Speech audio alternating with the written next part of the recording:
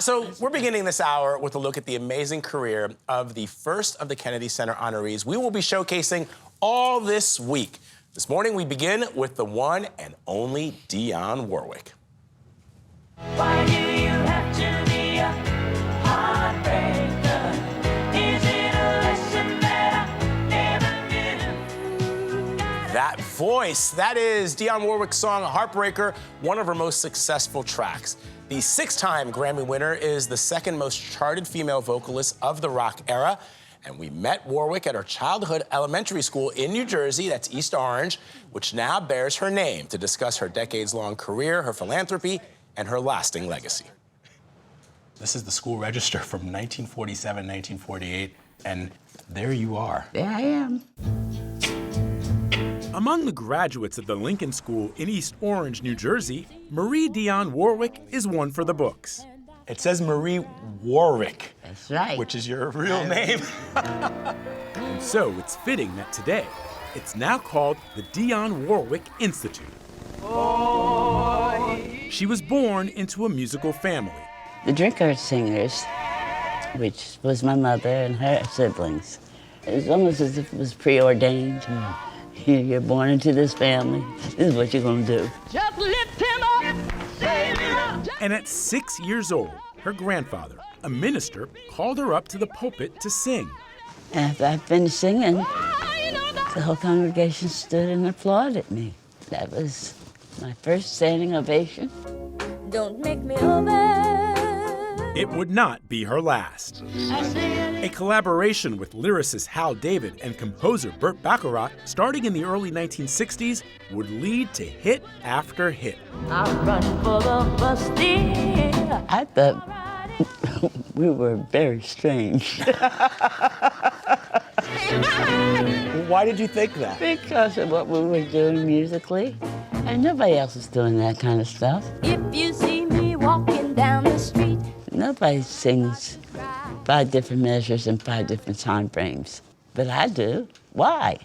It was something that I found quite refreshing. walk on by. You're competing neck and neck with the rock and roll British invasion types. Yeah. All of a sudden, even those who were in the quote-unquote rock and roll era started listening to Bacharach David Warwick. Including the Beatles. We were kind of pioneers. Rather than you jumping into what they were doing, they were listening to you, and then all of a sudden right. Paul and John were like, we gotta do... You gotta do that. Yes, exactly. She garnered her first Grammy Award in 1969. That same year, she met Elvis Presley while performing in Las Vegas. Her aunt, Cissy Houston, mother of Whitney, I want to try something. was a member of the King's backing group, the Sweet Inspirations. Oh my God, was he pretty. Like, oh my God, hello. And he says, I'm gonna make an announcement tonight at my show that anybody that goes into a record store and they see any Dionne Warwick album, you will find a photograph signed by me. I sold more albums in Vegas than I've ever sold. What do you get when you fall in love? The hits kept coming over the next decade, even as other artists covered some of her old tracks. From Isaac Hayes to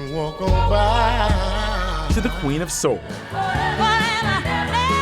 How did you feel about other artists recording the music that you had made famous? It got to the point where I understood, or I began to understand, what a compliment that is. You didn't know at first? No, no, no. What you doing singing my stuff? You know? Then, in the early 1980s, she was one of the first stars to call attention to the AIDS epidemic. We were losing so many people within our industry. I wanted to find out, what can we do about this? Never thought I'd feel this way. She decided to pull a few of her own friends together for a good cause. I ran into Elton. I ran into so many people in the grocery store. You did not run into Elton John in the grocery store. I did. I did.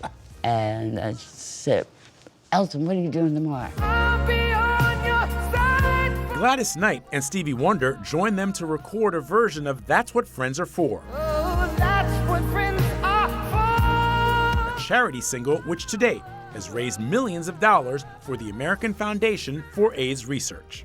Keep shining. At 83, Warwick has stayed as relevant as ever. I'm so excited for you that I'm here. From starring in a 2021 sketch on Saturday Night Live and earning the title Queen of Twitter, reaching new generations with her biting wit. You're quite saucy on It's the Twitter. only way that they'll listen to me. There's this mural that was painted here. But for Warwick, home is where she wants to make the most profound impact. You've continued to give back to this. Oh, absolutely. You know, but so many in these classrooms that are filling their heads with hope and joy and peace. There are millions of people all over the world who will play your music and they feel like they can get up and face the day. I've been fortunate enough to carry messages of hope, inspiration, love, joy, a couple of tears here and there. As long as vocal cords function the way that he wants them to function, it'll be there. This is just like reason 3,000 why I love my job, to be in a room with Dionne Warwick and talking about her career, her legacy, her voice, which Her voice, nobody sounds like that. nobody sounds like her. And she, No. at the time, you know, may have been compared to people that had much more powerful voices like Aretha Franklin or Gladys Knight, but her voice is as distinct Yes. as theirs, and primarily also the combination of Dionne's voice with Hal David's lyrics and Burt Bacharach's compositions makes it for something that is unequal in pop music. I love that she's so candid and so smart. I mean, even today, her voice. Doja Cat has a song right now, Yes, Paint the Town Red, that's that right. uses a walk on by. That's right. It samples her. But I love that she was so honest with it. But she's always honest. I love that she's so honest to say, yeah, I felt some kind of way about it. What And you then doing? realize, Yeah, what you doing singing my song? I didn't like it. Yes, I love that about But her. Gayle, you said it earlier, and you Love described her voice perfectly. You said it sounds like Silk. it does. Silk. It has a lilt to it that it's very distinct. right. When you hear it, you know that's Dionne.